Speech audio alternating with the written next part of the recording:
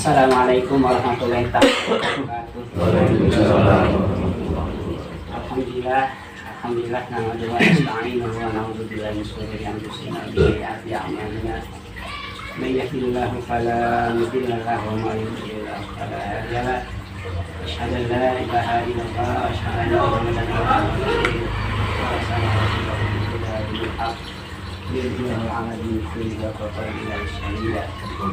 Ilahi anta syukur wa hamdu li'ahdina wa ma'rifataka ilahi anta syukur wa hamdu wa ma'rifataka wa rahmatu kudusun baisul muqtadir wa bismillahirrahmanirrahim wa yassir li amri wa hlul lisani yafqahu qawli subhanaka la ilma lana illa ma 'allamtana innaka antal alimul hakim. Amma ba'du. Pertama-tama kita panjatkan puji kehadirat Allah Subhanahu wa taala, yang mana Allah Subhanahu wa taala telah memberikan berbagai macam nikmat, mulai dari nikmat iman, nikmat Islam, juga nikmat dakwah, dan nikmat sehat walafiat. Dan nikmat-nikmat ini betul sekali ucapan Allah, wa in syakartum la azidannakum wa la in kafartum inna adzabi lasyadid. Kalau kalian syukur kepadaku, niscaya akan aku tambah, dan apabila kufur mengingkari dengan nikmatnya, maka akan aku siksa. Alhamdulillah ya, hari demi hari acara halakoh, tentunya acara berdakarah kita disyukuri oleh kita, akhirnya Allah menambahkan dari kesyukurannya ya. Salat beserta salam kita sanjungkan kepada baginda Nabi kita, Nabi Muhammad SAW, yang menjadi penerang umat, yang menjadi cahaya kegelapan dari zaman jahiliyah kepada zaman perang benang. Mudah-mudahan salat dan salam ini kepada para sahabat, kepada para tabi'in, juga para gilirannya, rahmat dan salam ini kembali kepada kita juga sebagai pengikutnya. Hadratil Mukarram, Sahibul Bait, Bapak Lurah, keluarga yang saya hormati, dan insya Allah dimuliakan ke Allah Subhanahu wa taala ini, dan mudah-mudahan terima kasih sekali atas kesediaan dan dukungannya. Mudah-mudahan apa yang menjadi pengorbanan dan niat yang baik Allah berikan, apa yang menjadi keinginannya Allah kabulkan.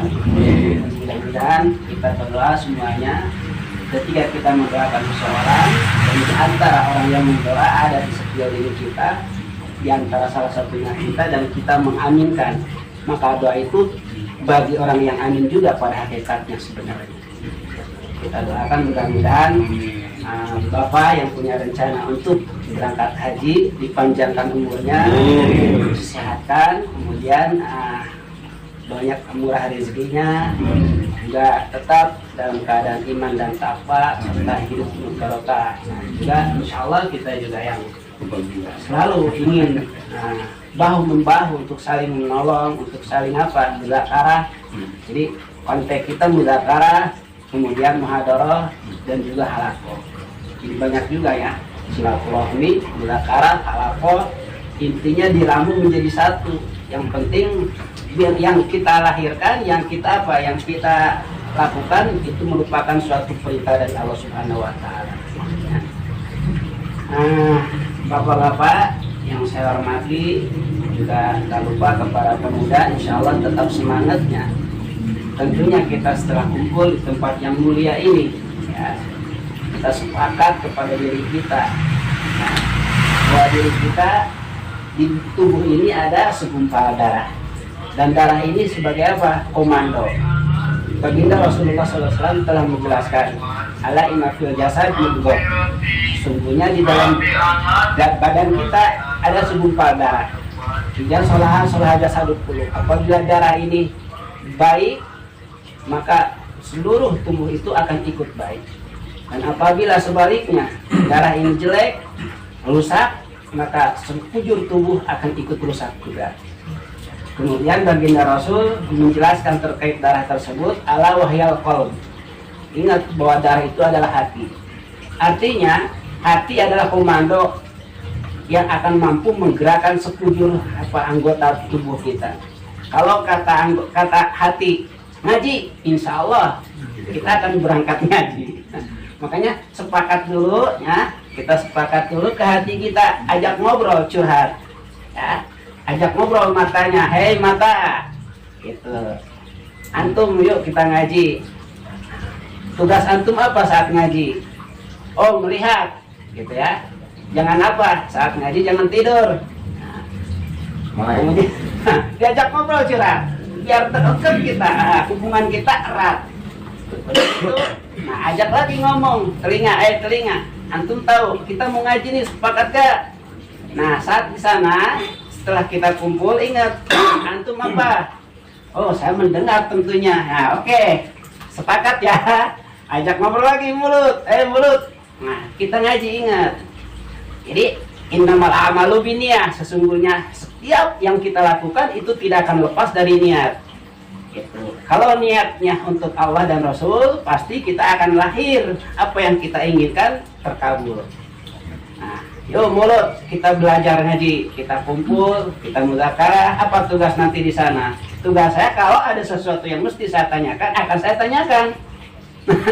Jadi sepakat, ketika kita udah sepakat semuanya, ya insya Allah nanti hadirnya enak, nyaman, tentrem, gitu ya, insya Allah. Subhanallah, ini merupakan suatu rahmat dari Allah Subhanahu Wa Taala, karunia dari Allah Subhanahu Wa Taala.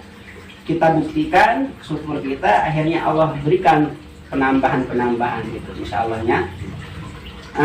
Para hadirin yang saya hormati, berkenaan dengan silaturahmi dulu ya, kita bahas. Baginda Rasulullah SAW menjelaskan mengenai afdalnya silaturahmi. Di antaranya inna fi silaturahmi tazidu fil umri, bahwa dalam silaturahmi akan tambah umur. Artinya aturan kita umpama persiapan nanti ke akhirat pulang, mempersiapkan uang misalkan 1 T, tapi dengan silaturahmi bisa beberapa T. Itu bahasa sederhana gitu.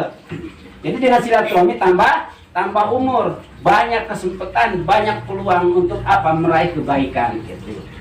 Kemudian inna fi silaturahmi tajribu rizqo, dengan silaturahmi akan narik rezeki iman, rezeki Islam, rezeki teman baik, istri baik, saudara baik, semuanya itu merupakan sebuah rezeki dalam artian luasnya. Termasuk apa? Rezeki ya untuk konsumsi. Jadi subhanallah Pak, ini merupakan suatu anugerah ya, kita harus mensyukurinya. Kemudian ada lagi hadis lain berkaitan dengan silaturahmi. Mamin muslimin, tidaklah seorang muslim yazuru musliman, zarah ke muslim yang lain, illa ibta'asallahu sab'una alfa malakin, kecuali Allah mengutus kepada muslim yang silaturahmi tadi sab'una alfa malakin, 70.000 malaikat. Untuk apa ini?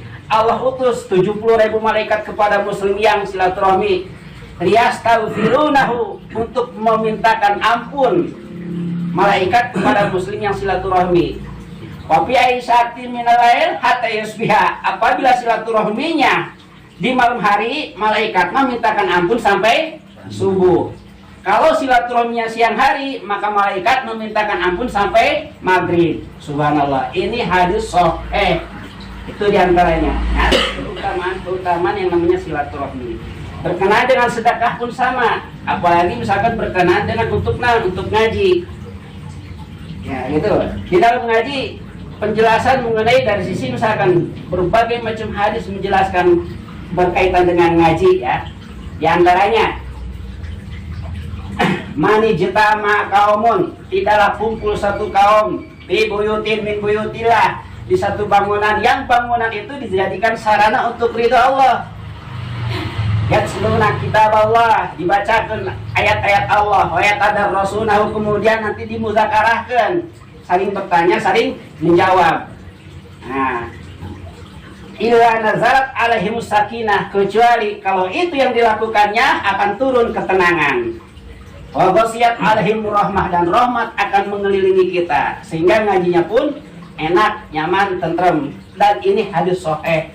Kita yakin ya, sebagai umat Islam punya keyakinan. Dengan keyakinan inilah yang membuat kita ngaji endah.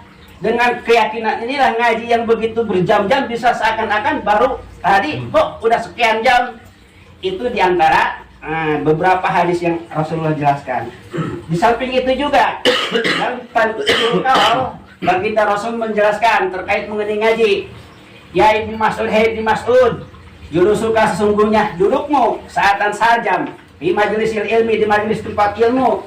La tamusu, engkau tidak memegang kolaman akan kolam, wala taktubu, dan engkau tidak menulis harfan satu huruf pun, karena bahwa sesungguhnya belajar seperti itu khairun min alfar'atin, lebih bagus daripada 1000 rakaat tatawuan sholat sunat. Subhanallah, daripada kita sholat sunat 1000 rakaat, Pak. Wah, cukup 1000 rakaat. Cukup ngaji cuma 1 jam. Pahalanya begitu banyak, ya. Kemudian beberapa keterangan terkait mengenai ngaji dan tempat ngaji.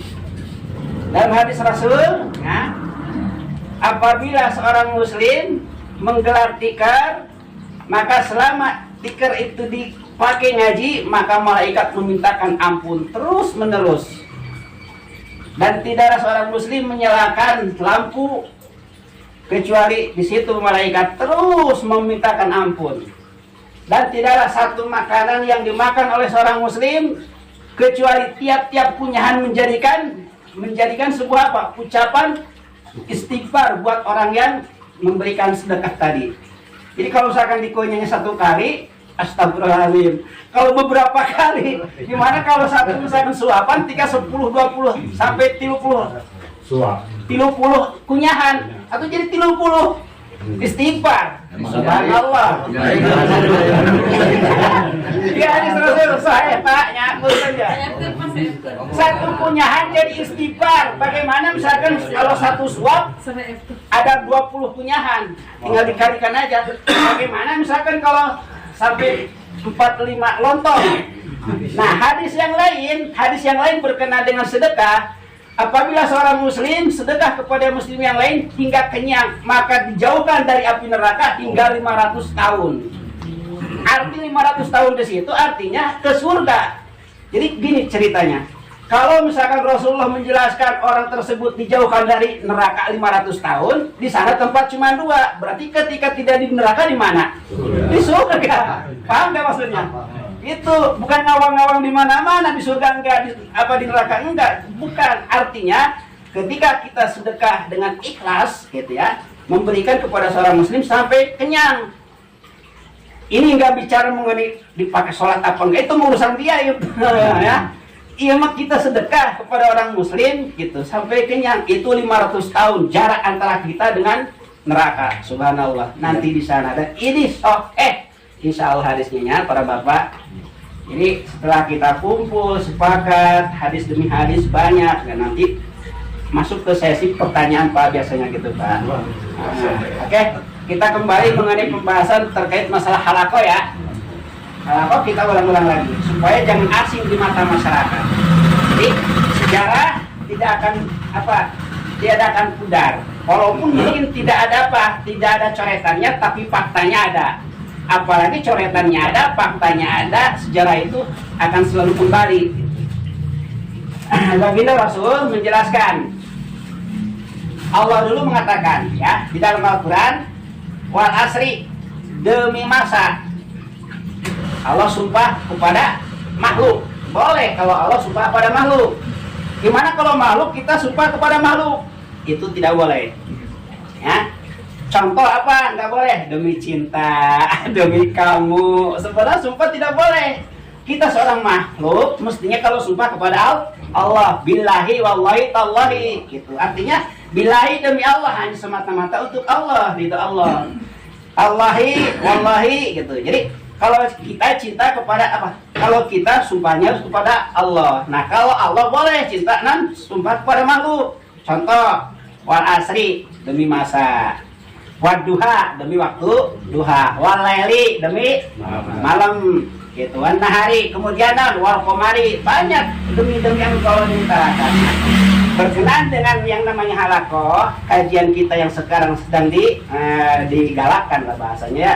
Nah ini berangkat dari ayat Allah wal asri demi masa. Kenapa Allah sumpah kepada masa, kepada waktu? Karena waktu itu ketika sudah kelewat tidak akan pernah kembali.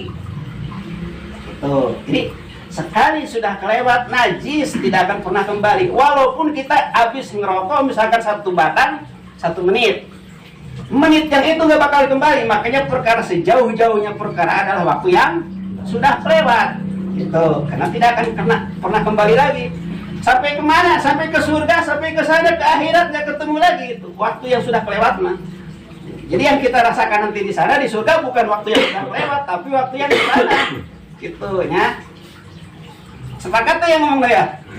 Ah iya kan gitu. Nah, begitu sepakat silakan. Gitu. Jadi kan demokrasi mah bebas mesti punya nah. Gitu. Jadi ulangi. Allah sumpah kepada waktu karena waktu adalah sejauh-jauh perkara ketika sudah kelewat tidak akan pernah kembali. Kemudian seberat-beratnya perkara adalah amanah. Amanah dalam artian ya amanah baik misalkan berupa materi, uang misalkan gitu ya, atau amanah yang sifatnya kebenaran, menyampaikan kebenaran itu berat. Hanya orang-orang yang ikhlas lah yang tidak akan keberatan. Kenapa? Karena kalau orang ikhlas mah yang dilihatnya bukan suka atau tidak suka itu penilaian manusia, tapi tolak ukurnya ridho Allah. Nah itu kita udah tahu rumus suka itu ya, diantaranya syarat suka adalah syarat ikhlas adalah 3 syaratnya. Diantaranya apa? Pertama, syarat ikhlas hanya semata-mata untuk ridho Allah. Yang kedua, tata caranya sesuai dengan yang dicontohkan oleh Rasulullah. Dan ketiga, syaratnya ikhlas itu tidak keberatan, mengikutinya tidak keberatan gitu. Jadi ibaratnya apa ya? Tidak keberatan itu nggak protes, dikumahakeun weh, gitulah bahasa orang nama mangga gitu kalau memang untuk mencapai ridha Allah itu diantaranya. Kemudian innal insana lafi husrin, bahwa manusia itu dalam keadaan rugi. Rugi di sini bukan rugi seperti dagang. Kalau rugi dagang mungkin profesi yang satu kita rugi bisa pindah ngalih ke profesi yang lain. Ini mah rugi celaka. Jadi kalau misalkan di sana kita kata Allah manusia dalam keadaan rugi, artinya celaka. Gitu, subhanallah. Tapi Allah menciptakan makhluk dua-dua, di balik yang celaka ada yang untung. Nah, yang untung kita bicara ya, yang untung. Mana yang untung? Illal ladzina amanu, manusia itu tidak akan rugi kalau beriman. Setelah iman ada tahapan lagi, tidak cukup beriman tapi ada tahapan berikutnya. Wa amilu sholihat, mengamal yang soleh, meninggalkan yang salah. Kemudian watawasaw bil haqi watawasaw bis sabri, saling gitu. Jadi sifatnya saling, tidak ada senioritas, tidak ada istilah kamu yang ibaratnya maneh muridna orang guruna bahasa gitu di dalam Islam itu tetap ketika salah tidak benar itunya tetap saling, kewajiban kita saling mengingatkan. Watawasaw bil haqi watawasaw bis sabri watawasaw bil marhamah, itunya 3 poin ini. Watawasaw bil haqi, saling apa? Memberikan pemahaman untuk perkara yang benar. Watawasaw bis sabri, dan saling memberikan apa? Pemahaman untuk bisa sabar. Sabar meninggalkan larangan dan sabar untuk melaksanakan perintah. Kemudian watawasaw bil marhamah, untuk saling sharing gitu, saling mencintai gitu, dalam apa? Dalam rangka untuk ridha Allah. Karena yang akan nanti Allah berikan naungan di hari kiamat adalah orang yang apabila bertemu karena Allah dan berpisah untuk ridha Allah gitu. Insya Allah kita akan terlaksana ya. Tidak ada jalan lain. Kalau kita ingin terlaksana apapun yang kita inginkan, Allah cuma memberikan apa ibaratnya pilihan. Kata Allah, antum mau gak hidup di dunia difasilitasi seenak udle dewe sesuai dengan aturan aku, pasti akan aku fasilitasi. Mau gak? Kata Allah. Tentu jawaban kita mau. Tidak ada lagi diantaranya patuh kepada Allah dan patuh kepada Rasulullah. Jadi patuhlah 2. patuh ke Allah, patuh ke Rasulullah. Gitu. Makanya dalam Al-Quran, atiullah wa ati Rasul, gitu. Saya dulu jannah. Barang siapa yang taat kepada Allah, taat kepada Rasul, masuk ke surga. Begitu pula taraktu fikum amrain, fa in tamassaktum bihima lan tadillu abada. Aku tinggalkan. Ini adalah apa? GPS yang tidak akan sasar. GPS yang tidak akan menyesatkan. Apabila kalian berpegang teguh kepada dua hal, maka insya Allah akan selamat sampai regenerasi, sampai kepada zaman kiamat. Misalkan orang-orang yang hidup di zaman kiamat. Apa diantaranya? Kitabullah wa sunnata Rasul. Jadi taat itu kepada Allah dan taat kepada Rasul. Terus gimana hubungan kita taat dengan orang tua? Ya kan Allah dan Rasul memerintahkan. Gitu. Tapi tetap sumbernya dua. Ya, taat itu kepada Allah dan taat kepada Rasul. Gitu. Nah, ini berkaitan dengan yang namanya halakoh. Ya. Mengenai halakoh, kecepatan tentu. Ini kembali, ya, kembali. Ini bicara halakoh. Kemudian berkaitan dengan halakoh, sejarahnya, gitu ya, kita ulangi lagi. Waktu dulu Rasulullah, ya, pada saat Rasulullah diberikan wahyu oleh Allah, diangkat menjadi seorang Rasul pada saat usia 40 tahun. Tuh. Pada saat usia 40 tahun, akhirnya apa? Malaikat Jibril datang kepada Rasulullah. Awalnya Rasulullah gigil. Apa? Kenapa gigil? Karena ketemu seseorang yang jarang atau yang nggak pernah ketemu dengan orang yang lain gitu ibaratnya. Ibaratnya asing. Soalnya orang ketemu misalkan tiba-tiba kira-kira jeung jelema deui ya kita ketemu dengan orang yang misalkan asing tapi datangnya tiba-tiba teu kanyahoan datangna ti mana tiba-tiba jeung gedeg akhirnya pun urang kaget mah. Nah, Rasul gitu kurang lebihnya seperti itu. Pada saat suatu hari gitu kan Rasulullah waktu di Gua Hira lagi bersmedi memusatkan pemikiran dan jadi ini adalah suatu perjalanan Rasulullah. Kita juga perlu ketika sedang punya keinginan, punya harapan, kali-kali kita meditasi gitu. Di mana gitu, di tempat yang sepi supaya bisa memusatkan pemikiran. Pada saat itu akhirnya datang malaikat Jibril. Ya. Datanglah malaikat Jibril. Pada saat datang malaikat Jibril, awalnya kaget, tapi semakin ke sini terus akhirnya datang lagi hingga pada gilirannya sudah saatnya ini yang namanya wahyu disampaikan kepada Rasulullah. Nah, langsung datang lagi pada hari berikutnya. Setelah datang, akhirnya apa? Tiba-tiba malaikat Jibril setelah ketemu dengan Rasulullah di Gua Hira langsung mengatakan, "Iqra ya Muhammad." Muhammad, baca Muhammad. Nah, saat itu Rasulullah ibaratnya apa? Gak paham, bahasa kita gak paham. Makanya Rasulullah disebut ummi, bodoh dalam hal itu. Gak paham, Iqra ya Rasul, ya Muhammad, Iqra, baca Muhammad. Bahasa kitanya, ma'ana biqori, aku gak bisa membaca. Misalkan, tahu sendiri, saya sekolah aja gak tahu huruf misalkan A sampai Z gak tahu. Termasuk alif ba ta sa sampai amjahiyah teu nyaho, gitu kan. Tiba-tiba disuruh baca, Iqra ya Muhammad. Kata Rasul ma'ana biqori, Iqra ya Muhammad, Iqra, baca Muhammad. Bahasa kitanya, udah ikutin aja. Akhirnya ngikutin Rasulullah. Iqra, Iqra, bismi rabbikal ladzi khalaq, bismi rabbikal ladzi khalaq, khalaqal insana min 'alaq, khalaqal insana min 'alaq. Terus sampai akhir ayatnya.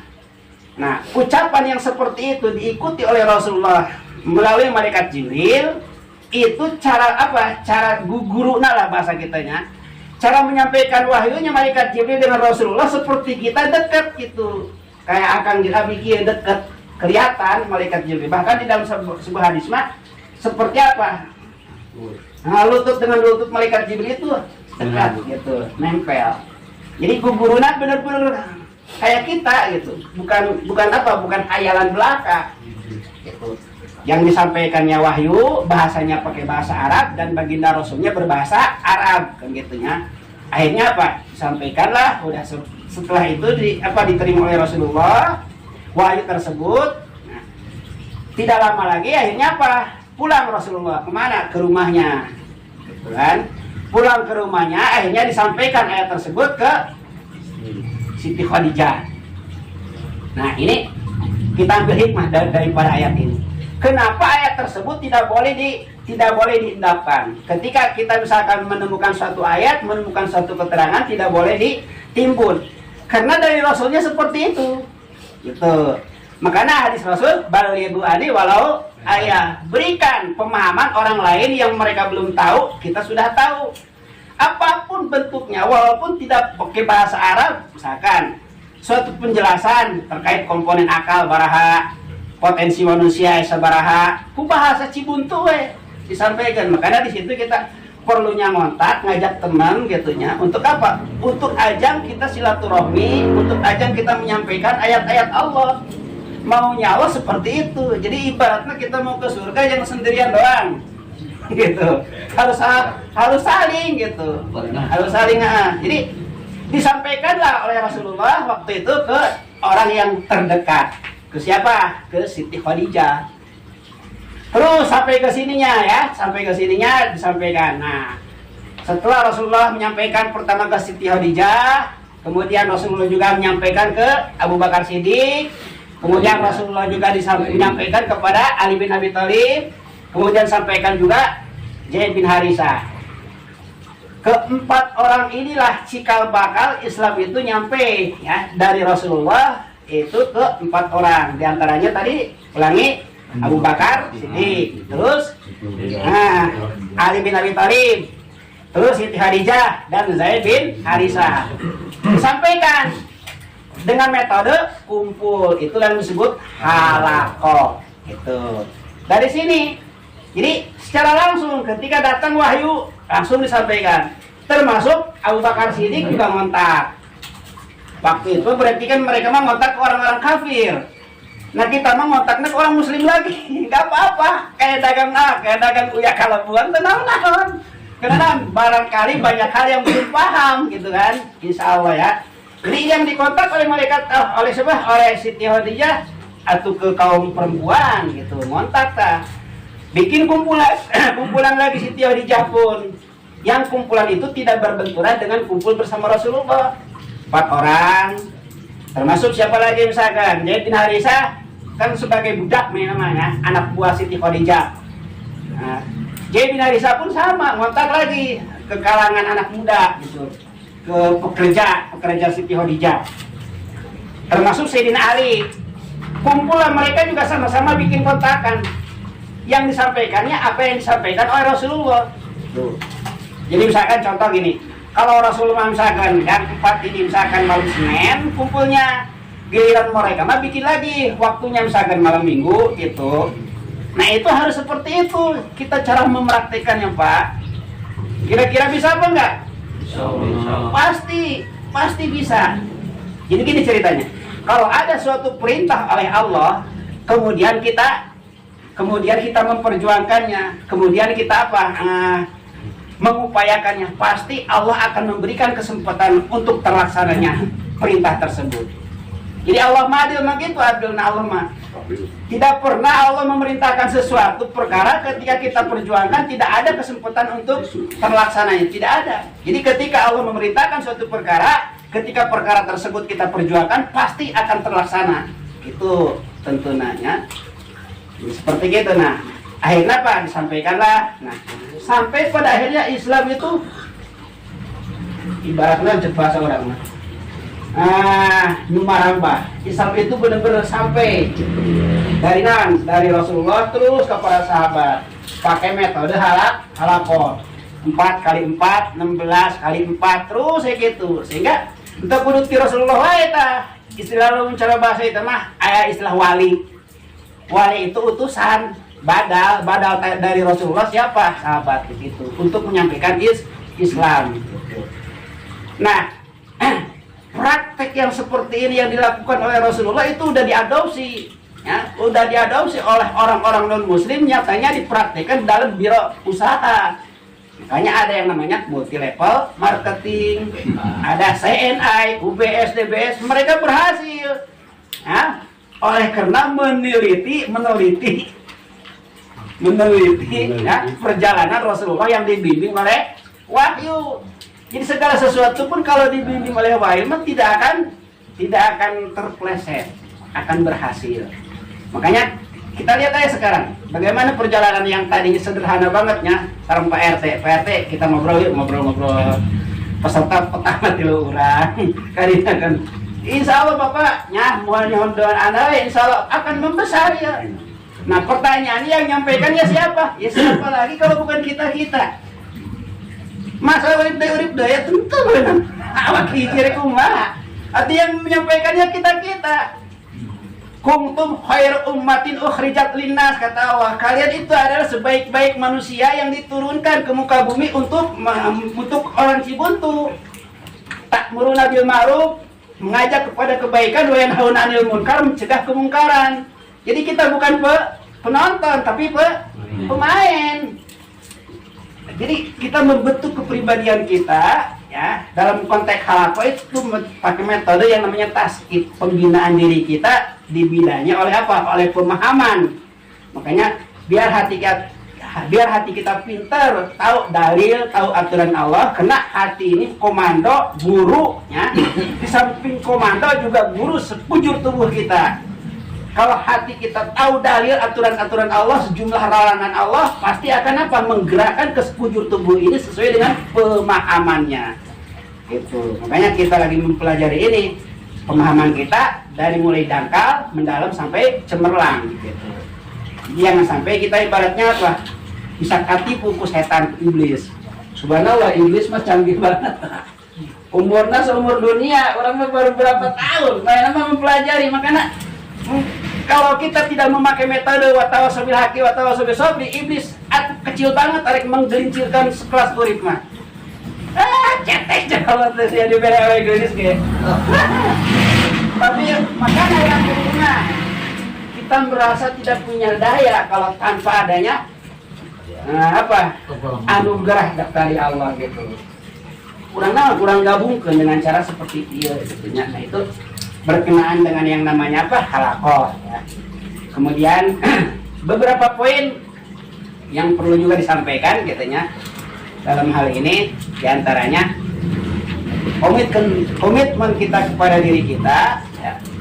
Kaitan mengenai keikhlasan kita di dalam beragama, sebagaimana ucapan kita pada saat sholat dibaca 17 kali. Inna sholati, sesungguhnya sholatku, wa nusuki, dan ibadahku, wa mahyaya, dan hidup, wa mamati, dan matiku lillahi rabbil alamin, hanya semata-mata ingin mendapat ridha Allah. Ingin ridha Allah, kira-kira diaturnya ku saha atau ku Allah, gitu kan? Jadi rob di situ artinya aturan, rabbil alamin, aturan dari Allah. Maka kita pakai aturan Allah, bagaimana cara sholat, bagaimana cara dakwah, gitu kan? Hanya Rasulullah diutus ke muka bumi, innama bu'istu liutammima makarimal akhlak. Kata Rasul, aku diutus ke muka bumi ini untuk menyempurnakan akhlak, enggak setengah-setengah. Karena Allah menciptakan kita itu bukan setengah-setengah, tapi sempurna. Gitu. Jadi kita diciptakan oleh Allah sangat sempurna. Coba lihat ke mata sempurnanya, wajahna ganteng, poster tubuhna, bodina indah. Udah gitu dilengkapi hati, punya akal. Sampai Allah nyatakan dalam Al-Quran, laqad khalaqnal insana fi ahsani taqwim. Sungguh, kalau Allah udah mengatakan sungguh, Allah menguji kepada kita. Senang Allah punya kita. Ulangi, Allah senang kepada kita. Masa Allah senang kepada kita tidak senang punya Allah? Laqad khalaqnal insana fi ahsani taqwim, kata Allah, sungguh telah aku ciptakan manusia itu dalam keadaan sangat sempurna. Makanya kita dengan kesempurnaan ini dipakai untuk ridha Allah, dipakai untuk ngaji. Yuk kita operasikan untuk sesuatu yang bisa melahirkan ridhanya Allah. Karena kalau kita tidak memakai akal ini ya sebagai penyempurna daripada kehidupan kita, nanti akan dikembalikan. Sumarodakna asparasa safilin gitu. Akan kembalikan nanti, bukan mulia lagi tapi ke derajat yang sangat hina, nauzubillah min dzalik katanya. Jadi Rasulullah diutus ke muka bumi untuk menyempurnakan akhlak, dan Rasulullah membawa beberapa toriko. Di antaranya ada toriko dakwah, make lewat metode taskib pembinaan. Bentuknya halakoh, halakoh teh kumpul. Jadi setiap misalkan kumpul itu halakoh, teuing main gapleh ge. Nang halakoh bener gitu. Nah, ieu lain halakoh kariya tapi halakoh dalam rangka untuk menyambut ridha Allah gitu. Pertama, nah Rasulullah membawa thariqah diantaranya metode dakwah, kemudian metode sholat. Sholat itu dari Rasulullah bentuknya thariqah. Sehingga Allah Rasul katakan, "Shallu kama ra'aitumuni usolli." Kau lakukanlah sholat, begini loh cara sholat. Itu sholat misalkan yang 5 waktu, pertama johor 4 rakaat, asar 4 rakaat, maghrib 3 rakaat, isya 4 rakaat, subuh 2 rakaat. Tiap-tiap rakaat 2 kali, nah 1 rakaat, tiap-tiap rakaat 2 kali sujud, 1 kali ruku. Nah, itu thariqah dari Rasulullah. Temenang dikurangan, temenang di lewihan. Disebut mana bahasa kitanya? Panjang jangan dipotong, pendek jangan disambung. Jadi udah taukid gitu. Kemudian apa? Ada lagi metode haji, thariqah haji. Huz gitu minni manasikakum bil haji. Ambil dariku kata Rasul bagaimana tata cara berhaji. Manasik itu tata cara, thariqah cara berhaji. Ambil dariku. Nah, makanya ada di situ bagaimana misalkan rukun haji, syarat haji, syarat sahaji, pembatalan haji gitu. Itu thariqah dari Rasulullah, ya.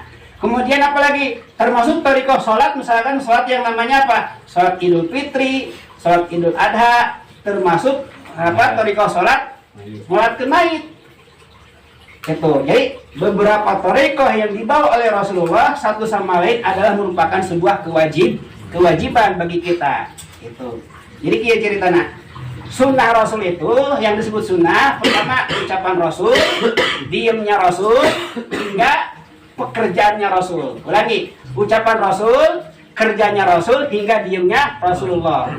Diamnya Rasul pada saat melihat para sahabat berbuat sesuatu atau mengatakan sesuatu, Rasulullah diam. Itu pun diamnya Rasul, bukan diam dalam arti sedang naon, orang ngalamun lain. Tapi dari diamnya Rasul pada saat itu, pada saat melihat para sahabat melakukan sesuatu, itu dalam rangka menjelaskan hukum. Nah, diamnya Rasul itu merupakan sunnah. Ucapan Rasul merupakan sunnah. Kemudian pekerjaan Rasul merupakan sunnah. Gitu. Nah, sunnah kebagi dua. Ada sunnah di mana mandub nafilah. Kalau sunnah di mana mandub nafilah, kaitannya ketika dilakukan dapat pahala, menjadi apa? Ladang amal nanti buat di akhirat, ya. Ketika ditinggalkan pun ini mah tidak akan jadi celaan, tidak akan jadi siksa. Itu sunnah bimana nafilah mandub. Tapi kalau sunnah bimana thariqah wajib hukumnya, tidak boleh ditinggal. Jadi halakoh ini wajib, hukumnya wajib. Kenapa? Dasar hukumnya dari Rasulullah, berangkat dari hadis watawasobil di Al-Quran, watawasobil haqi, watawasobil sobri, watawasobil marhamah. Jelas tuh ya. Nah itu dasar hukumnya. Makanya mulailah kurang kedah dijelaskan ke masyarakat. Yuk kurang kempel, kurang halakoh. Naon halakoh, jelaskan halakoh. Itu ti Rasulullah balik ku ani walau ayah, sampaikan paham halakoh, jelaskan halakoh. Gitu. Lah salah paham, ngadengi halakoh jadi hakoh. Jadi aya di depan aya bahasanan agama kepercayaan yang dibawa oleh kita hakok, nyata agama hakok. Ada ini salah ini, salah persepsi orang. Luruskan. Halakoh adalah metode Rasulullah dalam rangka taskib, praktek nanan, disampaikan apa yang menjadi apa yang menjadi kewajiban. Larangan anak mesti ditinggalkan, perintah anak mesti dikerjakan. Sedetil-detil mungkin. Kalau tidak dibiasakan kita ngomong, maka akan selalu kaku. Tentunya. Makanya kita dalam rangka dan ngaranna halakoh ieu untuk membuktikan ucapan kita ihdinas siratal mustaqim, kan gitu. Jadi prakteknya ihdinas siratal mustaqim itu halakoh, Pak. Halakoh dulu. Sote. Arti ihdinas siratal mustaqimnya.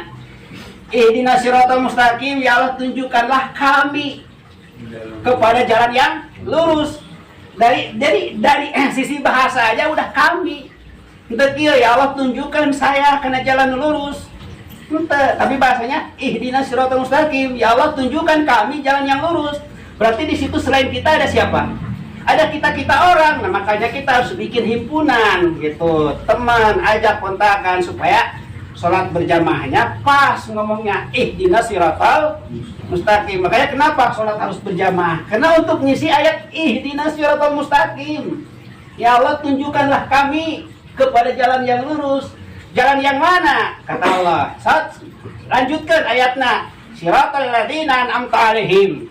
Yaitu jalan orang-orang yang telah Engkau berikan nikmat kepada mereka. Siapa dia diantaranya? Minan nabiyyin, wasiddiqin, wasyuhada, wassalihin.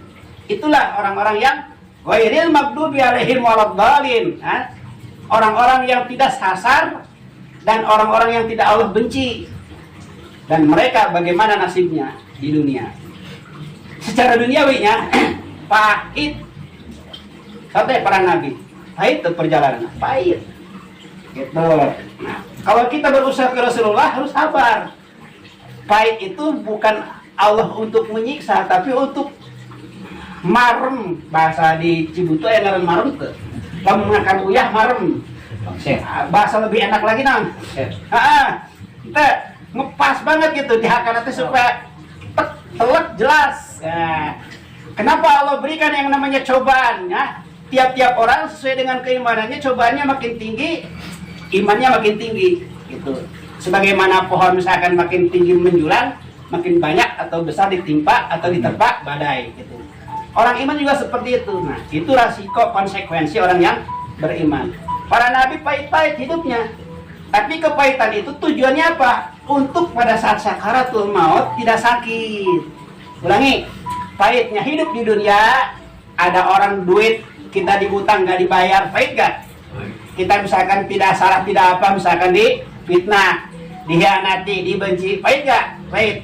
Ketika kita sabar, kembali ke Allah, insya Allah pahit itu akan mengurangi nyeri sakaratul maut. Sing percaya, kita ikut tariqah Rasul, jaminan dari Rasulullah, jaminan dari Allah. Wa allaw istaqamu ala tariqati lasqainahu ma'an ghadaqa, kata Allah. Seandainya kalian istiqomah terus halakoh seperti ini yang dicontohkan oleh Rasulullah, lasqainahu ma'an ghadaqa, akan aku turunkan rahmat secara apa? Deres ngalir. Gitu. Sehingga apa? Diri kita akan menjadi manusia-manusia yang punya prinsip. Gitu. Mana muaka bobodo tenyokat samaranku gambar gitu. Jadi punya prinsip. Mudah-mudahan ya dilanjut istiqomah. Al istiqomah khairum min afi karomah. Istiqomah lebih bagus daripada 1000 karomah. Untuk 1 karomah aja waduh udah hebat ya. Ayo orang akan karomah teh cenah bisa bisa hiber lain eta karomah mah ya. Eta mah hal-hal yang ibaratnya khariqul adat. Membedah adat aneh tapi nyata. Karomah kita orang-orang belum bisa halakoh, kita mudah bisa nyempetkan diri. Orang-orang belum paham seperti kita udah mulai paham. Ada sisi lebih daripada orang yang belum. Itu karomah maksudnya. Gitu. Termasuk misalkan yang tadinya kita misalkan berat untuk meninggalkan larangan Allah, sedikit demi sedikit, insya Allah akan bertahap. Jadi kuncinya sami'na wa ato. Kalau kita menyimak, fokus, sepakat dulu kita dengan hati, omongan heula memang berangkat ngaji, insya Allah janji Allah nggak bakalan bohong. Sami'na wa ato. Apabila kita menyimak, pasti kita akan menjadi orang yang nurut. Karena muslimah, mukminah, al mukminu yadbat. Orang mukminah akan selalu timbul rasa apa? Rasa ingin, rasa kabita, melihat kebaikan orang, kepingin selalu ikut. Gitu. Itu sifatnya orang mukmin. Nah, yuk kita buktikan ya. Gitu. Jadi kalau hari kamu sendiri sadaya, nah jedahlah sedetik ya. Seperti itu anu ku abdi tiasa dia, ieu gambaran-gambaran mengenai sekelumit tentang halaqah. Jadi di dalamnya muzakarah, sering tanya jawab gitu. Muhadarah, saling menghadiri, watawasobil haqi, watawasobil sobri, watawasobil marhamah. Karasa banget, disyukuri akan tambah ku Allah nikmat. Nikmat ya. Tadinya orang 3 orang.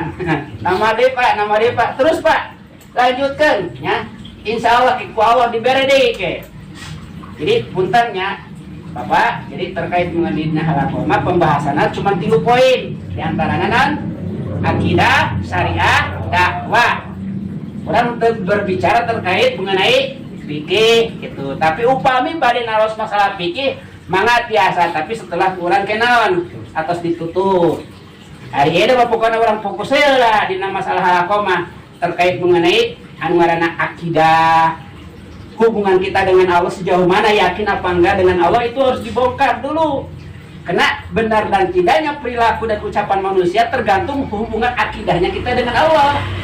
Kalau hubungan akidahnya benar, insya Allah akan benar. Kaitan dengan hadis tadi, ya. Di dalam tubuh kita ada segumpal darah. Kalau gumpal darah ini hubungannya dengan Allah, paham aturan Allah, nanti nyambung. Karena badannya tergantung komando, gitu. Tentunya seperti gitu. Jadi akidah, syariah, dakwah. Mungkin jeda dulu sebentar. Anu kuat disampaikan itu dulu. Ya, mangga besi arek ya aya menaros. Kan dia tanya tentang ya sana minaya. Kemudian. Aduh. Dari apa? Iya, iya, panjangan. Lain asal-asal apa ya? Betul, Pak. Cukup Pak. Itu cuma tuh. Saru, dan dulu kan? Potong gitu. Kita ngomong mereka kan itu. Kayak coklat. Naik ke jalan. Tadi tarik mau ieu tripod, Pak. Dari pas ayeuna teh ngarek mau tripod teh. Era. Sok nyanat we sama itu. Oke, kitunya para Bapak. Jadi subhanallah ya. Ucap dulu nanya tuh. Ayo Pak. Paham?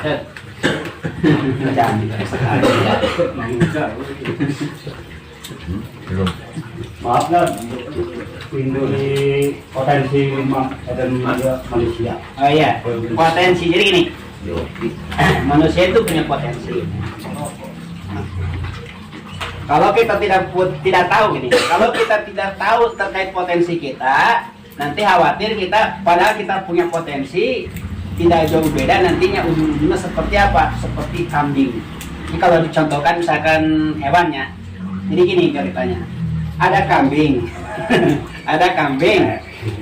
Kambing ini kehilangan bapak dan ibunya. Akhirnya apa? Jalan di satu tempat, ketemu kerumunan. Macan, salah ngomongnya.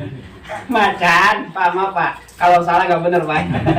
Ada macan, kehilangan induknya. Nah, kan banyak orang yatim, mana letih keneh. Jalan gitu, mana kehujanan dalam misalkan difilmkan abangan rada ieu sedih kan. Jalan gitu, mana bingung kemana gitu, nya.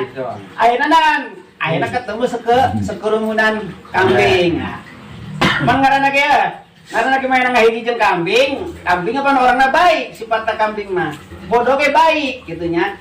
Akhirnya terimalah di kawanan kambing si macan.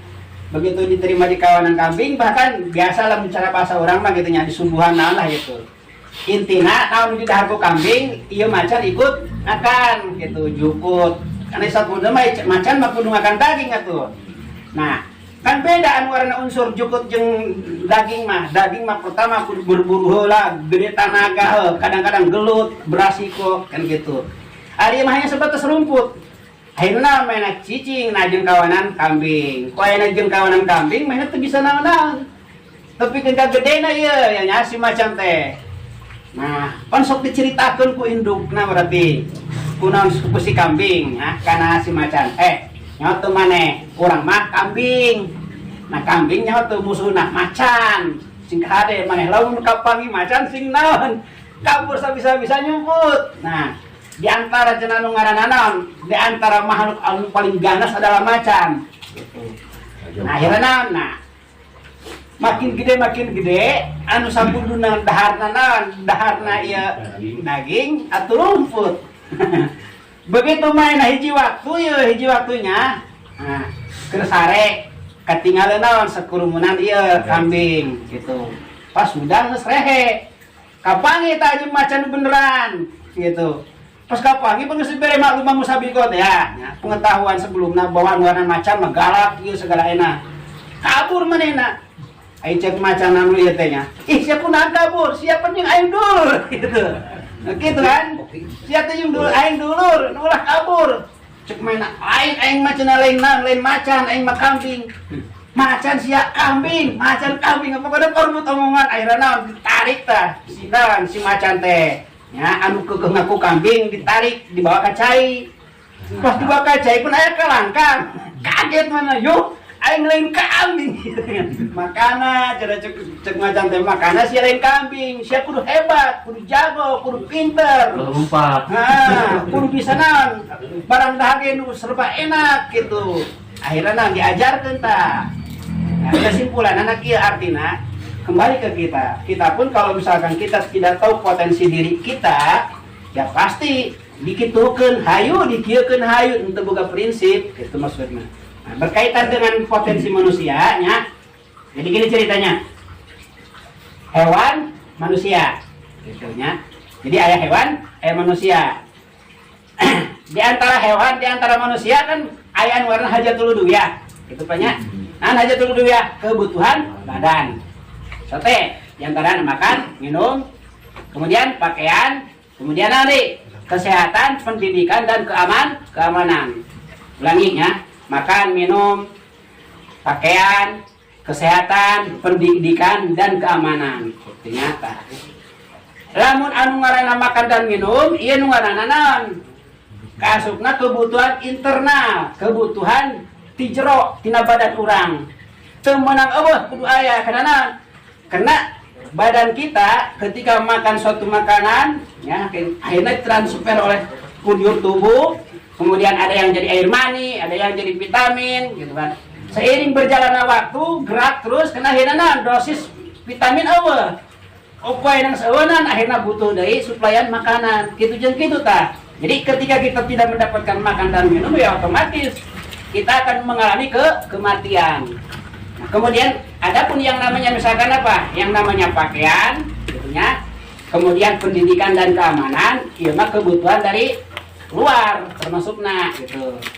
Kebutuhan dari luar, Pak, gitu. Artinya naon? Sekalipun teu mendapatkeun moal mantak paeh. Bahasa kasar mah kitu dah. Moal mantak paeh, pendidikan, jadinya keamanan, kemudian naon deui kesehatan. Nah, di samping itu ada yang namanya algoritma, gitu Pak. Algoritma naon? Ya, algoritma teh kecenderungan. Jadi manusia punya kecenderungan di antara naon? Gorijatul bako, kecenderungan membela diri. Kemudian manusia punya kecenderungan gorijatul nao, kecenderungan untuk naon? Kawin. Kawin ya. Nah.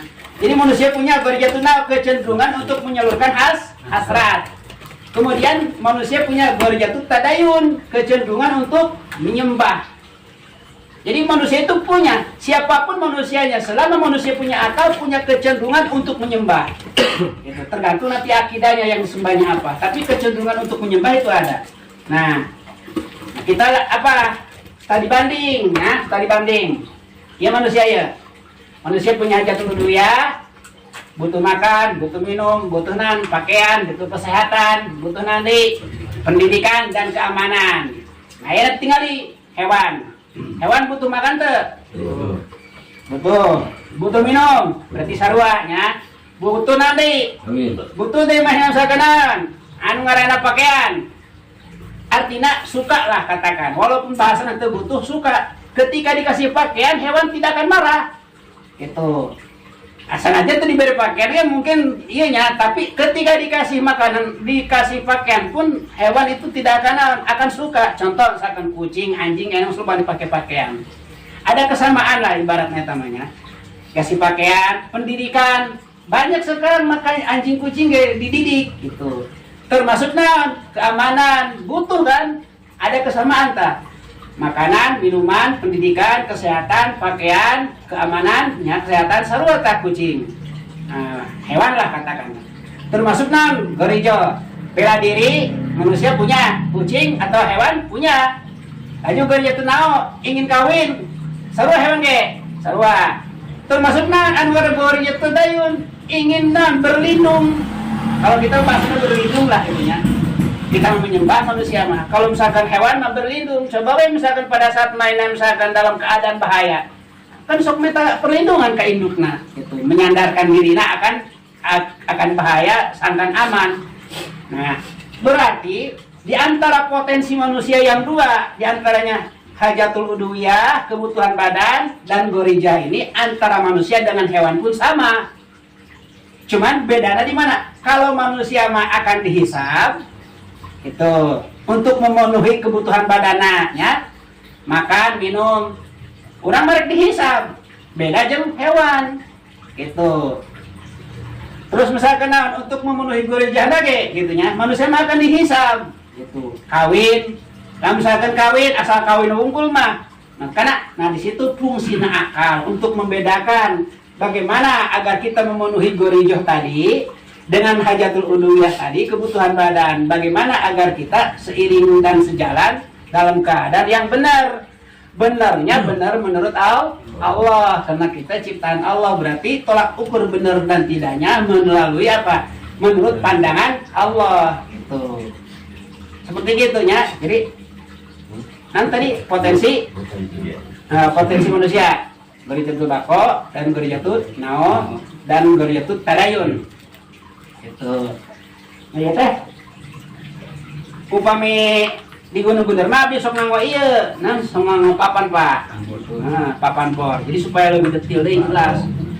Namun kurang misalkan secara iya mah, nyah pakai papan tulis, wah, kurang teh akanan balik di dia teh bikin ke termenung pak. Masya Allah, ternyata orang boga potensi. Di potensi itu boga akal itu sangat berharga. Dipadukan deh komponen akal aya 5. Nah, kan tadi dinya. Di antaranya komponen akal 05. Jadi gini, syarat akal manusia bisa berjalan kudu 4 syarat. Di antaranya ayana panca indera. Yang kedua ayana otak tempurung. Anu katilu ayana informasi, anu kaopat ayana fakta. Sehingga lamun dina kaul ulama aya kalimat anu ngaranna akal itu di mana diberjalankan maka akan terjadi suatu aturan.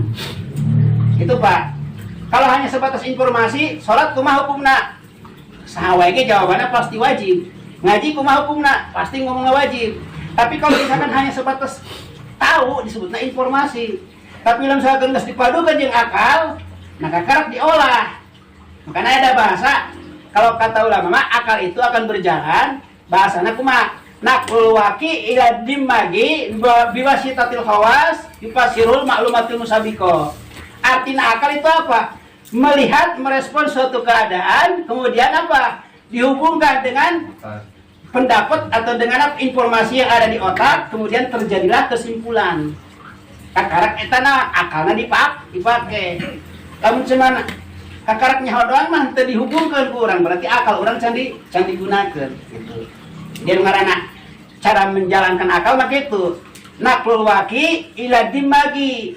Naqlul waqi ila dimagi biwasitatil khawas yufasirul ma'lumatil musabiqah.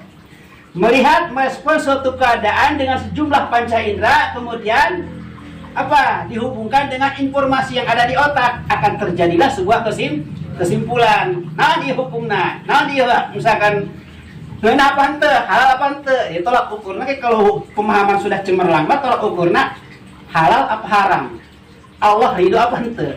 Ketika pemahaman kita sudah cemerlang. Tanya. Jadi panjang sih ngejelaskan apa, jadi supaya detail gitu. Pamita ya setengah-setengah orang tengah, nah setengah-setengah deh. Setengah-setengah. Ya. Ya, nanya dong. Ini.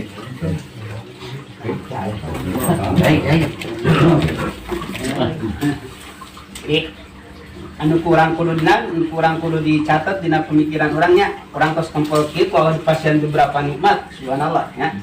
Tingali. Di antarana anu ku Allah selalu diwanti-wanti dina. Ya, orang kudu emut kana hate ya.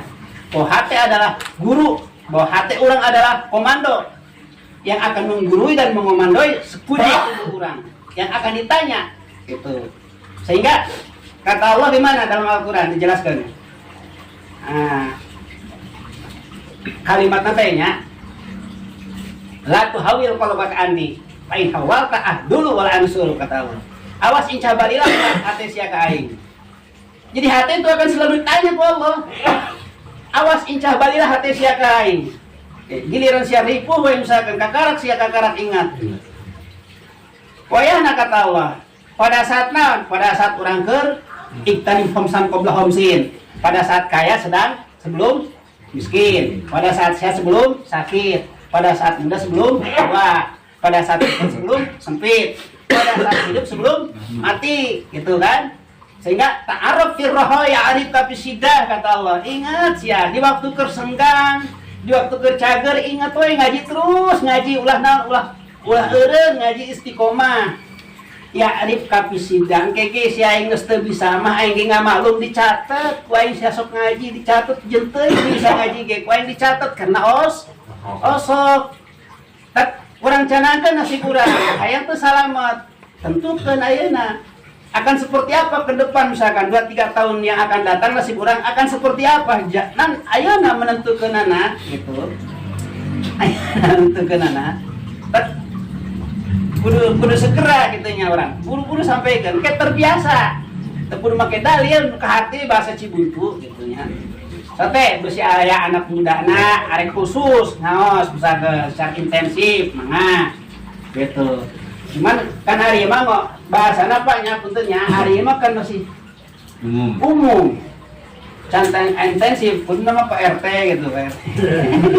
Pak RT dibentuk kurang gitu Pak, dibentuk dia nya mudah-mudahan. Amin. Orang tinggal we. Punten anu masang ibu saha? Allah. Nah orang jambut. Kan tadi geus dijelaskan. Subhanaka la maksud engkau ya Allah. La ilma lana, aku gak punya ilmu. Illa ma 'allamtana, kecuali orang yang engkau berikan. Makanya sekalipun dikasih oleh Allah, kata Allah, anu warana ilmah saurang saeutik gitu. Wa ma utitu minal ilmi illa qalila. Tidaklah diberi ilmu kecuali seorang saeutik, kurang hijikeun awe loba gitu. Jadi ada kekurangan, misalkan itu biasa. Karena kita untuk saling melengkapi kekurangan masing-masing, untuk saling menutupi gitunya aib kita masing-masing. Yuk bentuk kepribadian kita supaya jadi satu pemahaman Islam kan gitu. Orang kan lain orang Kristen, satu pemahaman Islam, satu perasaan Islam, satu tujuan untuk Islam itu. Untuk membuktikan ucapan orang jangan sampai dipalsukan. Inna sholati wa nusuki wa mahyaya wa mamati lillahi rabbil alamin gitu. Ingin sekali hidup kita dan mati kita tidak sia-sia. Mudah-mudahan kata Allah, walaupun nanti kamu meninggalnya di atas kasur, hakikatnya maut sebajeng di peperangan, maut syahid gitu. Janji Rasul gitu. Man tamassaka bi sunnati, barang siapa yang muntang muraid karena sunnah kaula thariqah ieu nya halakoh indah pasadil umat, di tengah-tengah umat geus eueuh istilah halakoh eueuh. Lobana mah ngaji biasa we gitu gitunya. Tapi emang yang benar-benar gitu, misalkan aya sisi lebih karasa indah pasadil umat falahu ajrun alfi sahidin, maka ketika itu dilakukan pahalanya bagaikan 1000 orang mati syahid. Atau ayo orang mati ngajalankeun ulah mikirkeun kumaha engkena pokona jalankeun, pikirkeun kurang kieu. Gimana agar misalkan terlaksana acara halaqah urang? Besi ngantuk di putingna sare heula. Besi rokok ngahutang heula. Atuh, tujuannya rek sepakat. Ya, rek sepakat urang dengan hati. Jangan badan madep hati bung. Pantai enak hidup badan madep hati mungkir. Ai badan mah kumpul di hati enak, ingatkan itu kamu bobo. Jadi tasik gitunya. Tak indahna dalam hidupnya Pak Beter. Indahna dalam hidup orang sok ngadoa ka Allah hayang naon dalam hidup teh dina rumah tangga hayang sakinah mawaddah warahmah. Kenapa terjadi sakinah mawadah warahmah? Karena satu pemahaman. Kenapa sakinah mawadah terjadi? Karena satu perasaan. Kenapa sakinah dan mawadah terjadi? Karena satu tujuan. Lo banyak kan tujuan maka dia kahayang mah kan itu kahayang mah sarua cenah hayang naon hayang bahagia. Tapi nah pikiran awewe teh sarua jeung urang itu akibat kesepemahaman. Jadi kalau bisa pemahaman endah ada. Dok ya gitunya. Benar awet lajet. Ngopi? Gitu. Katanya rokok lain bisa. Kan, rokok aja. Kan? Ngerokok. Alhamdulillah Pak atas Itu nama ada susu. Susu Pak. Rokok ribu. Catat. Ini nanya dia. Orang kan kadang pikir bangga sama sombong itu kan hampir sama. Boleh nggak kalau kita bangga, tapi kelihatan orang tuh di mata orang tuh kayaknya sombong gitu. Jadi untuk membedakan bangga sama sombong itu, biar kita yakin dia itu bangga, tapi tidak sombong itu seperti apa? Nah gini, kalau nanti setuju ya syukur, kalau nggak setuju ini pendapat yang saya pahaminya. Kita berangkat dulu yang punya statement, yang punya ibaratnya apa, yang punya kata-kata sombong itu pada dasar kan Allah. Ya, sumbernya bisa asal nanti iblis, aba wasnak baro. Jadi yang dikatakan sombong itu sebenarnya gini, tidak menerima kebenaran. Kebenaran menurut siapa? Kebenaran menurut Allah. Nah, di zaman sekarang kita kadang cara memahami sombong sudah bukan arti yang sesungguhnya. Contoh, orang lewat, batur misalkan kumpul, orang lewat, pokok orang lain teh hayang punten misalkan, orang atur pusing ketemu gabeasna, ayo ini rokok rokosna bawa palin. Apa nih cek batur mah itu sombongnya. Padahal mah anu ngaranna sombong di situ bukan masalah itu. Sombong menurut Allah mah, sombong menurut Rasulullah untuk menerima kebenaran. Sehingga ya ada bahasa yang namanya anania, keakuan. Maka terjadi waktu itu ana khairu minhu. Ada khairu minhu. Ya Allah, aku lebih bagus daripada Adam. Adam misalkan dibuat dari api, enan tanah, saya dari api. Secara usia juga lebih tuan saya. Jadi yang diserang Allah.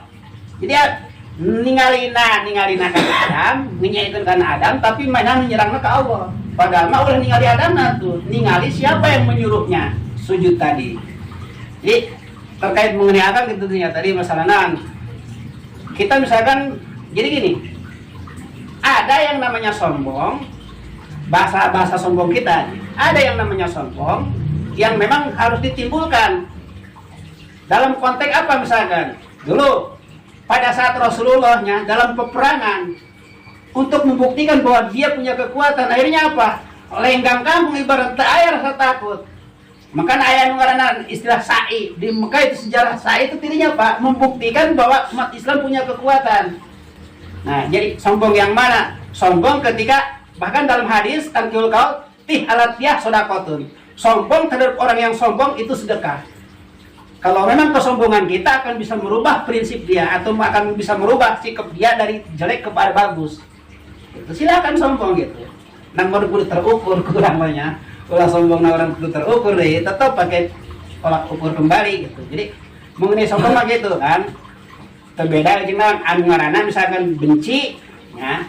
Kan aya hadis awalu godobi jununun wa akhiru nadamun misal gitu. Awalu godobi jununun wa akhiru nadamun.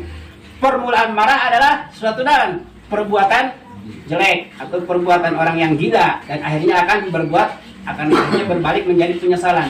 Nah, yang dikatakan benci di situ, marah di situ, ya. Marah dalam hal apa dulu? Ada marah yang dituntut kudu marah. Gitu. Untuk setiap marah kalau dibenci, puntennya. Contoh, kita punya saudara dibantai oleh orang lain, apa kita mau diam aja? Nggak bisa. Misalkan di Palestina, kayak dikumakan gitu, apa orang dimai? Sedangkan itu saudara kita, minimal nggak doa. Jadi makanya ada hadis, pamanistur dia walam yardo bahwa syaitonun. Barang siapa yang tidak ridho, dituntut ridho oleh Allah tidak ridho, itu setan. kudu ridho ngaji halaqah, henteu ridho. Kadeknya. Kudu benci, misalkan orang dituntut benci ku Allah, kita benci, benci karena kebodohan, imam malah bodoh cilaka. Kudu benci, maka kudu kumaha merubah, dirubah ku urang. Ayo rubah-rubah teh gerak, ya kan? Jadi pami cicing wae kan kadieu teu rubah-rubah tah. Oke, gerak menjadi berubah pemahaman gitu nya. La yughayyiru ma biqaumin hatta yughayyiru ma bi anfusihim. Allah mau merubah nasib seseorang kecuali dia sendiri yang merubahnya. Dengan apa Allah akan merubah nasib seseorang? Dengan pemahaman dulu. Jadi pemahaman dangkal, taikeun kana mendalam, dari mendalam ke cemerlang, kakak akan berubah nasibnya gitu. Karena yang kita lakukan, yang kita ucapkan itu berangkat dari pemahaman kita sendiri gitu. Karena mungkin kita melakukan sesuatu tanpa yang kita pahami. Mana ada misalkan jelema henteu nyawa kana dagang soto, ujung-ujung dagang soto. Atau jadi yang kenapa tukang soto mana dagang soto? Karena yang dia pahami dagang soto, pahamna kana soto. Kumata kira-kira? Bagaimana tuh? Bagaimana kira-kira yang saya jelasin? Kadang-kadang orang kalau bangga kan ngomong mengagungkan beliau ini gini gitu. Oh, iya. Itu kan kalau di cara pikir itu kan mendekatkan kesombongan itu maksudnya. Oh, iya. Jadi maksudnya itu perbedaannya itu biar kita menunjukkan kalau kita bangga sama para wali Allah, para kiai gitu. Iya, iya. Biar nggak kelihatan seperti sombong itu seperti apa gitu. Jadi kalau masalah itu kan kaitannya dengan antara kita dengan orang ya, bagaimana persepsi kita nggak tahu. Artinya gini, kita kembali kepada diri kita. Yang penting kita tahu apa definisi daripada sombong. Ya. Tidak semua sombong itu artinya gini, tidak semua yang kita lakukan udah biasa dalam hidup mah. Baik diomong, bener, diomong. Padahal orang tujuannya, contoh kita sedekah, tujuannya apa? Sedekah itu tujuan untuk karena Allah. Ada juga orang yang mengatakan kalau sedekah sebaiknya jangan orang tahu. Nggak bisa gitu. Yang namanya sedekah ya seharusnya orang tahu. Kenapa?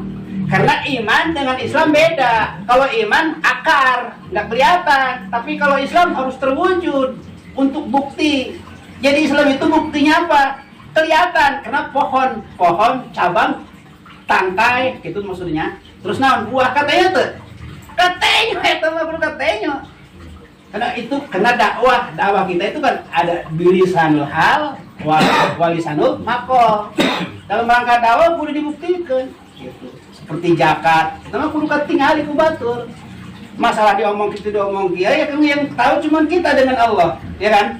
Makanya kembali, innamal a'malu bin niat. Manusia itu punya niat. Kembali gitu terkait masalah gitunya. Nah, seperti gitu anu saya sampaikan. Coba kira-kira bisa dipahami tuh gitu ya. Ini paham supaya nyebutan Kembali kepada diri kita aja. Iya. Masalah itu. Nah, kalau orang mah kadang-kadang kita gini, enggak setiap yang kita lakukan baik orang akan merespon menilai baik masalahnya. Iya, kadang kalau berbuat baik bilangnya sombong amat ya. Biasanya begitu biasanya kan. Iya benar. Emang benar. melewat enggak permisi jangan sombong Sombongnya sih banyak yang kayak gitu soalnya. Cat tapi nanya cat Itu kan barangkali itu Tadinya kadinya mesti ketukan kayak cuma kamera ada orang kerjaan. saya sih nanya soal apa ya dan minimal nah itu nah kalau ini apa yang disampaikan oleh Ustaz itu kita mengerti dari mana minimal walaupun bukan istilahnya dibikin ke orang dulu dan mungkin kita dulu iya Pak cuma harapan mungkin tolak lebih ukur bagus kita ya, tolak ukur kita ngaji yang apa yang disampaikan saat ini harus ada yang dipahami jadi itu tolak ukur ngaji begitu bukan kalau masalah diampura dosa itu gugur kewajiban itu urusan Allah kita nggak tahu termasuk misalkan dapat pahala itu urusan Allah bukan perkara yang menjadikan tolak ukur ngaji kita tolak ukur ngaji yang baik itu ketika disampaikannya baik kemudian kita bisa saling bertanya saling menjawab lahirlah sebuah pemahaman itu tolak ukur ngaji nah ya jadi saya Sehingga ketika ditanya bagaimana, paham atau enggak, jadi pertanyaannya paham atau enggak, bukan insya Allah jawabannya, salah lagi nanti. Paham apa enggak? Kalau insya Allah tadi juga cuma dua pertanyaannya, paham apa enggak. Tapi iya paham insya Allah apa enggak. Jadi paham, enggak. Soalnya paham jeung teu mah ayeuna kene karasa, Pak. Gitu. Oh, paham tuh. Paham apa enggak? Paham. Paham. Paham. Betul, Pak. Hari masalah halakah antara manusia sama Allah. Hari dina amal ibadahnya. Terus menyambung tina pahalana. Mengenai halaqah Sebenarnya ibadah manusia ke Allah, kepada Allah, masalah pahala. masalah pahala terkait ibaratnya qadailul amal pahala ya. Jadi gini sih mengenai kalau bicara qadailul amal dulunya, qadailul amal itu suatu amal-amal yang baik gitu ya. Mengenai pahala, Rasulullah menjelaskan itu kaitannya mengenai pahala-pahala yang sifatnya amalan sunnah. Saya ulangi, Rasulullah beberapa hadis menjelaskan terkait pahala, ganjaran lah bahasa kitunya. Ganjaran orang yang melakukan perintah Allah dan meninggalkan larangan Allah, itu kaitan pahala, berarti kaitannya pahala-pahala sunnah. Ketika misalkan pahala yang namanya wajib mah Rasul sendiri nggak tahu, termasuk misalkan pahala halaqah seperti apa gitunya, nggak Rasul nggak menjelaskan. Cuman diantaranya yang Allah katakan terkait mengenai halaqah, diantaranya misalkan kalau hadis Rasul menjelaskan pengukuhan, itu pengukuhan kata Rasul, man tamassaka bi sunnati inda fasadil ummah falahu ajru min alfi syahidin. Itu kan udah bukan bicara pahala lagi, tapi apa? Kulianti Allah gitunya. Waduh, sampai 1000 kali orang mati syahid. Bisa dibayangkan tuh? Jangankan 1000, kita punya nasib 1 orang mati syahid. Itu akan bisa menang, akan bisa ngarangkul kada bapak, kana mbah. Itu bisa iya kurang, kasalametkeun bapak jeung mbah urang. Walaupun satu orang mati syahid, apalagi ini ditumpahkan 1000 kali orang mati syahid pahalanya. Karena pahala kita dengan pahala para sahabat di zaman Rasul lebih besar pahala yang sekarang. Lebih besar pahala yang sekarang. Kenapa? Pahala sekarang pertama kita usaha sudah susah, jangankan yang halal yang haram juga udah susah kan gitu bahasanya. Lalu Mas Abu Khalifah, keamanan, pendidikan, kesehatan mesti dijamin ke negara. Beda dengan sistem Khalifah. Di satu sisi orang kudu tetap ikut karena aturan Allah. Arek kumaha teu gede pahalana. Kemudian kita dalam keadaan ade ningali ge henteu ka Rasulullah. Tapi ada orang iman. Arek kumaha teu berlipatna tuh gitu. Kan yang mah tadi gede kurang gitu nya. Namun karena keturunan karena masih masuk ya. Sini keturunan tapi geus luar jalur. Keturunan dalam nasab. Mohon. Jadi luar jalur. Contohnya kumaha, Pak? Nanti bapak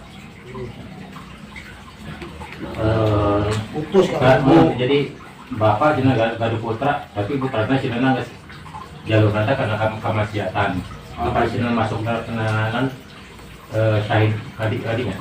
Jadi kia masalah katanya kembali karena pribadi masing-masing. Jadi masalah faktor turunan itu tidak akan menjadi sebuah Jadi kembali karena diri masing-masing. Contoh, ada masa kelabu, ada masa sekarang.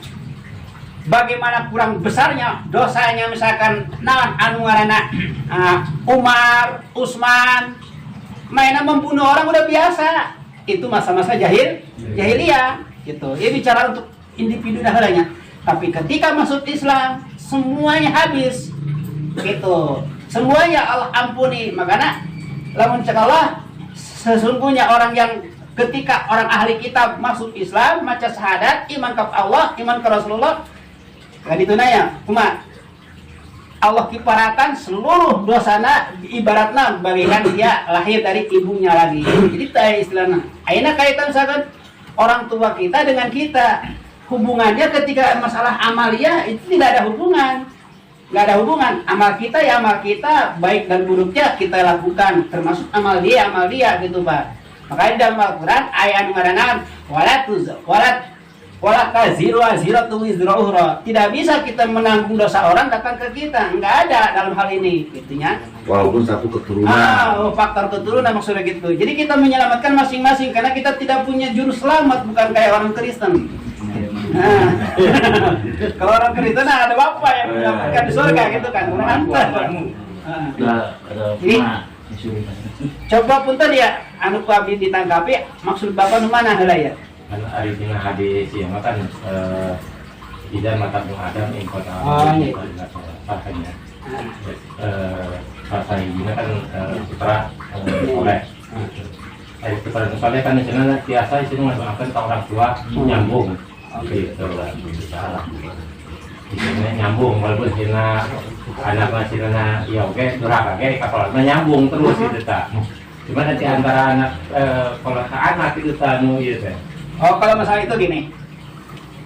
Wa wasainal insana biwalidayhi hamalathu ummuhu wahnan ala wahnin wa fisaluhu fi amaini aniskuri walidayhi ilayhi al-masir.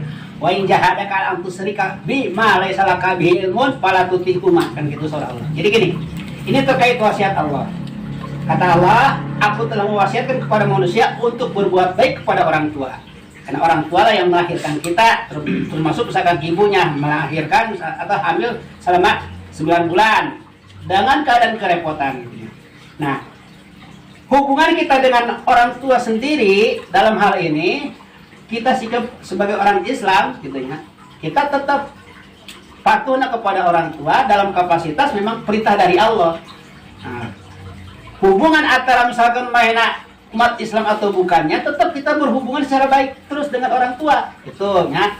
Jadi wa in jahadaka al tusyrika bima laysa laka bi ilmun, kalau misalkan orang tua mengajak kita untuk kepada kemusyrikan, kita jangan mau, kan gitu.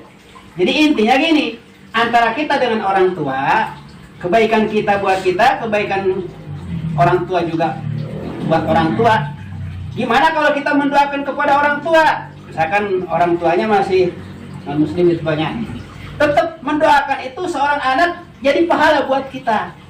Karena al-ahya minhum wal amwat. Doa itu baik yang sudah meninggal maupun yang masih hidup, tetap kita doakan misalkan gitu. Makanya doa terus ngalir. Nah, adapun dia mau atau enggaknya itu kaitannya dengan hidayah tadi. Jadi hidayah tadi dia menyambutkan ini seorang tuanya hidayah gitu. Alamun teu menyambut mah sana jadi gemelengan wae halako kita ketemu. Karena menerima gitunya gitu. Jadi masalah eta mah gitu Pak. Hubungan orang dengan orang tua gitu. Di mana anak Adam meninggal, semuanya aktivitas terputus kecuali yang 3 ya. Di antaranya sedekah jariyah, kemudian ilmu manfaat, kemudian anak yang soleh gitu.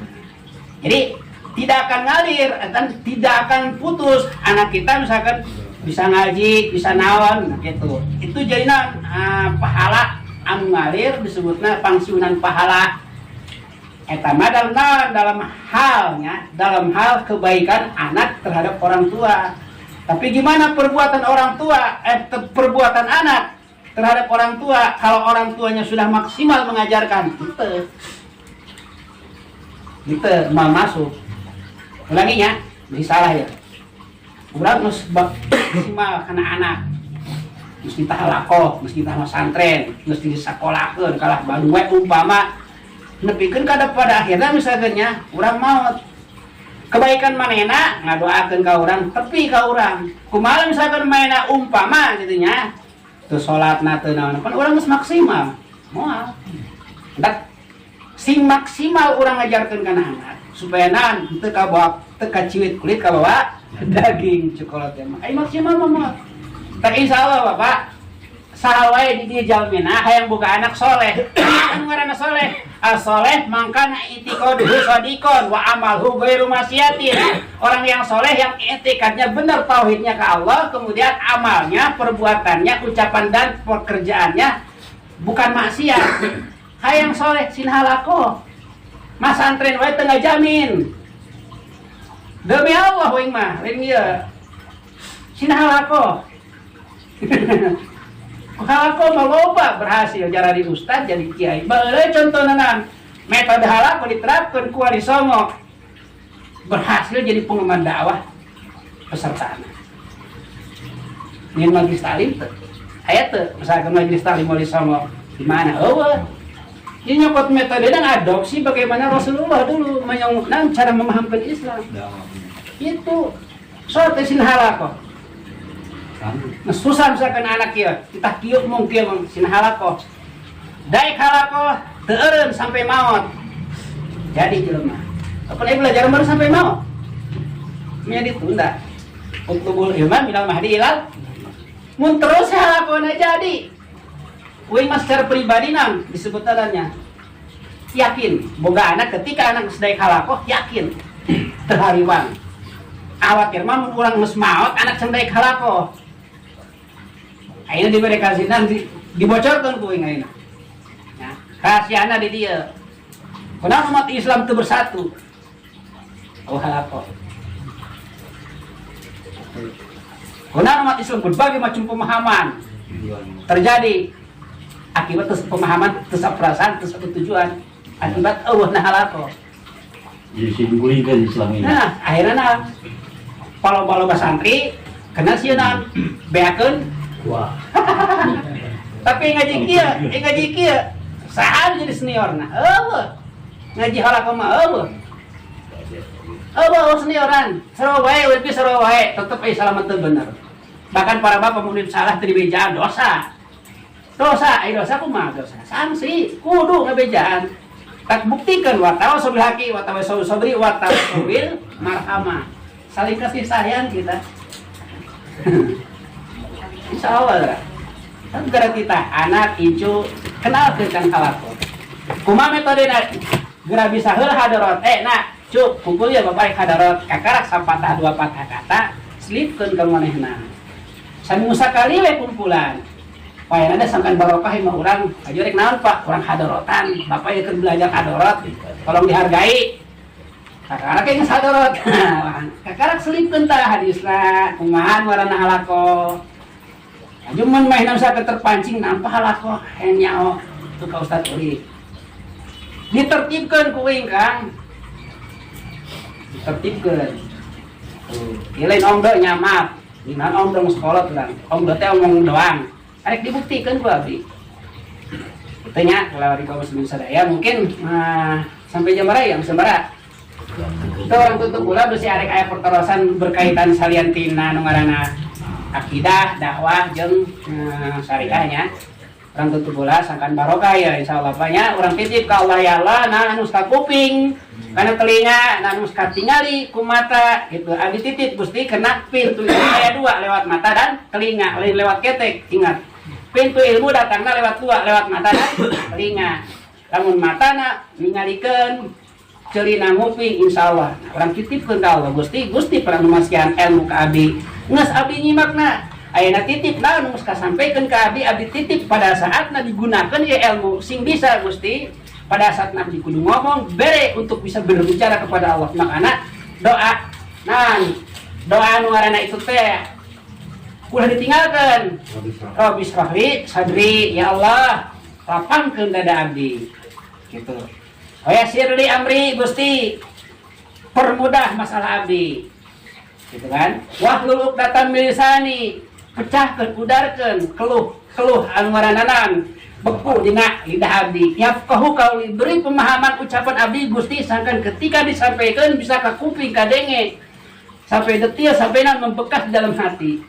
Iya orang buktikan ke Allah, orang tuh bisa naon-naon, akhirnya ku Allah dipasihan mah, tuh bisa naon-naon. Jadi mumpung saatnya orang paningalim, mata masih melihat, telinga masih mendengar, ya, tangan kita masih bisa gerak, yuk, orang segera, besi naon, keburu manten, kan ada masanya. Ada masanya nanti diambil satu persatu ku Allah, aduh Masya Allah. Orang mungkin orang tutup bola banyak orang tutup bola punten sangkan barokah ku kifaratul majlis subhanaka Subhanaka Allahumma bihamdika astaghfiruka la ilaha illa anta subhanaka inni kuntu minadz zalimin. Rabbana taqabbal minna sholatana wa siyamana wa qiyamana wa ruku'ana wa sujudana wa tahlilana wa tasbihana wa tadarruana. Rabbana ya Allah atina fid dunya hasanah wa fil akhirati hasanah wa qina adzabannar wa adkhilnal jannata ma'al abrar ya aziz ya ghafar ya rabbal alamin. Wassallallahu ala sayyidina Muhammadin wa ala alihi wasallam. Subhana rabbika rabbil izzati amma yasifun. Wassalamun alal mursalin walhamdulillahi rabbil alamin.